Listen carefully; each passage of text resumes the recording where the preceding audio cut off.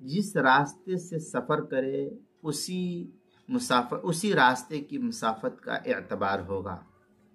चुनांचे अगर किसी शख्स की मुसाफत रास्तों के एतबार से अलग अलग है, मसलन ट्रेन के रास्ते से मुसाफत सफ़र ज़्यादा है और सड़क के रास्ते से कम है, या इसके बरक्स कर लीजिए, तो मुसाफिर जिस रास्ते को इख्तियार करेगा, ट्रेन का रास्ता या बाय रोड इस्तेमाल करे, तो उसी का एतबार होगा। ट्रेन का रास्ता है तो ट्रेन के रास्ते का एतबार होगा, और सड़क से जा रहा है, रोड से जा रहा है, तो रोड के रास्ते का एतबार होगा।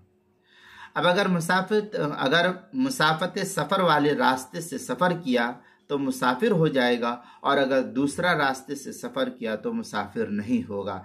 यानी सफ़र जिससे कर रहा है एतबार उसी का होगा, ना कि दूसरे रास्ते का। चुनांचे दुर मुख्तार में है, वलौ लिमौज़िन तरीक़ान अहदुहुमा मुद्दतुस सफ़र वल आखिरु अक़ल क़स्रन फ़िल अव्वल ला अस्सानी।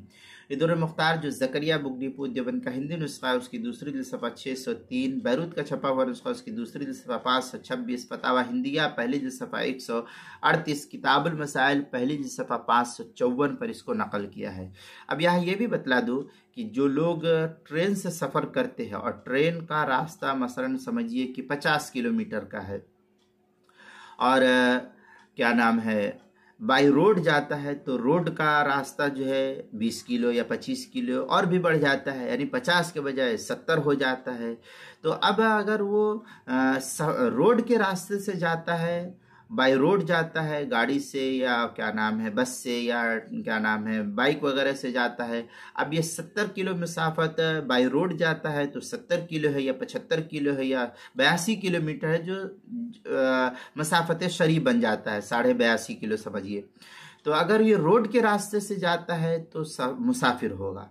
अगर ट्रेन के रास्ते से जाता है, ट्रेन का रास्ता सिर्फ जो है 50 किलोमीटर का है, तो अब ये शख्स वहां पहुंचने के बावजूद भी मुसाफिर नहीं रहेगा।